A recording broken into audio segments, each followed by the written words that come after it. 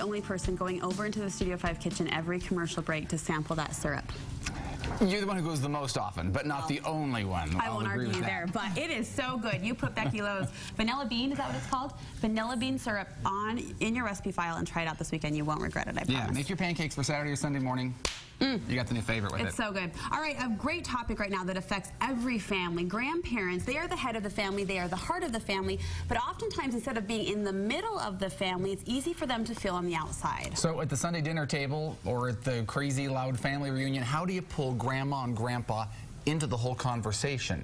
Relationship coach Matt Townsend says it is all about creating space. So, well, first you have to invite them. That's step They got to be there. I mean, if you don't invite them, that's a problem. But have you ever noticed that it's always kind of about the young people, and it's about what the young people are doing in their lives. So we talk about their college, their job, their promotion, and kind of the seniors just sit on the side and just take it all in. I guess they're basking in the glory of it. The problem is we need to hear from them. We've only got so much time anyway. We need to start hearing from these people, and we're going to talk about 5 conversations we need to have, but we need to have the space. The space means we have a place for them, and we put them in the prime place. We put them in the place where all the communication's going on. Physically, you're putting them in the place. Physically, we're putting them in the place, and we're giving them the time to actually speak. A lot of times what happens is when they speak, they may not process as fast as the younger bucks do, but their data is even more relevant.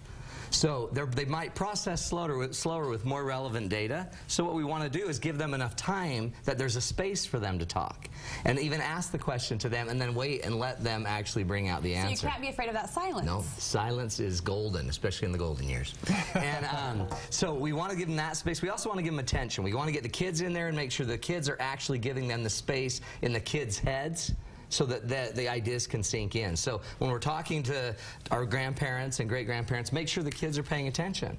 Did you hear what Grandpa just talked about? He just talked about how he played baseball just like you do. And then maybe help them draw the connections, okay? So once they have the space, there's 5 conversations that I think are critical.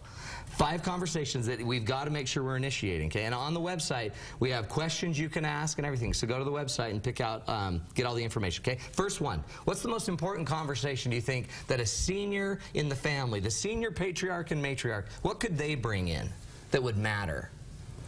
Well, I'm thinking, I mean, there are so many, I'm sure, rich life experiences. Yes. The first maybe one. what we can learn from them or something. But that's the first one. The very first is the who are we conversation. We need to sit with our grandparents and talk to them and say, and let them identify who are we? Who are the Townsends? Where do we come from? What is our history? This is our lineage. This is our genealogy. We grew up and we were from London, and we got on the ship and we came over here. Let them tell the stories of who we are. Let them lay the foundation. Okay, we have a neighbor who's 96 years old. His name is Ralph Smith, 96 and a half, I believe. He's the oldest resident in Draper, okay? And once a month, Ralph Smith gets to come visit us, and he sits down with my family once a month, and on this Sunday, we all are encaptured and in love and enthralled with the stories of Ralph Smith growing up in Draper. And he tells the stories where he could see the Capitol from Draper. And my kids are just enamored with this man as he's laying down the foundation of who we are.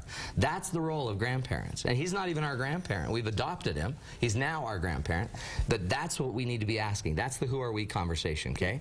Second conversation we need to be having is the who are you conversation. That's the one where when we're sitting with Grandma and Grandpa, we're asking, who are you? And we're trying to figure out who they were. Grandma, what was your favorite color growing up? What was your favorite dress? What was your favorite outfit? Grandpa, where did you play ball? What were your hobbies? What were your hideouts? What were your biggest fears? Where were your insecurities? This is where we want to ask them about their wedding.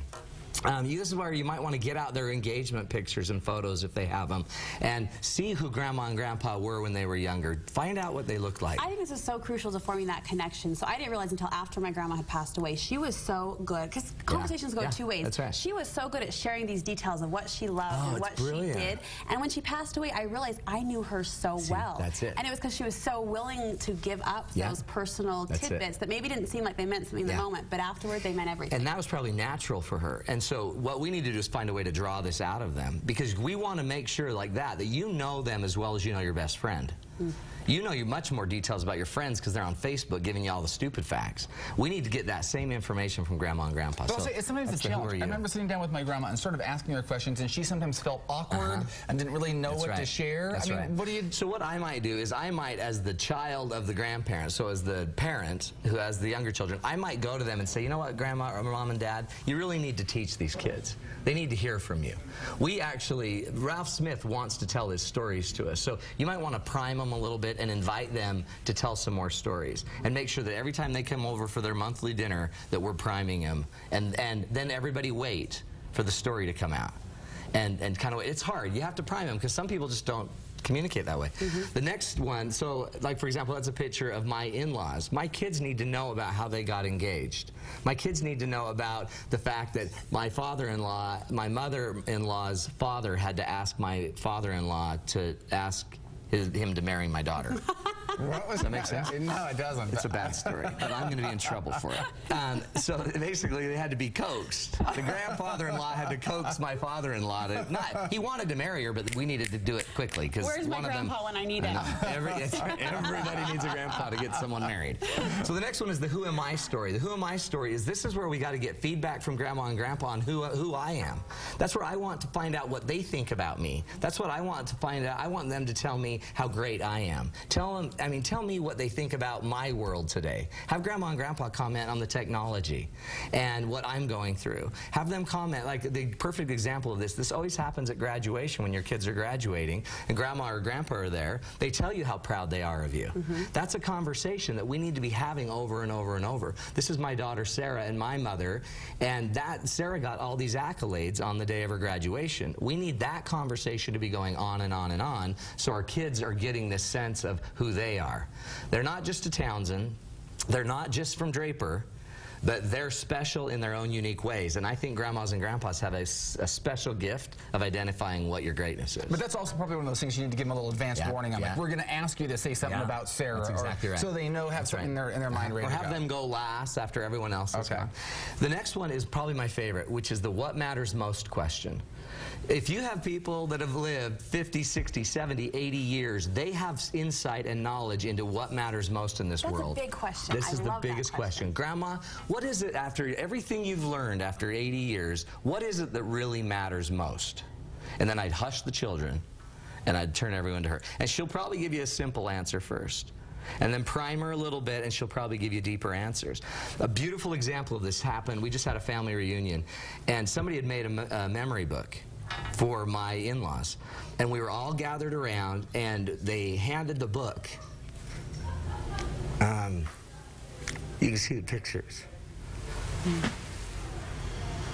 They handed the book, and it just so impacted Grandma and Grandpa that you knew exactly what mattered most. What mattered most was 20 kids gathered around, and the book was all about those 20 kids.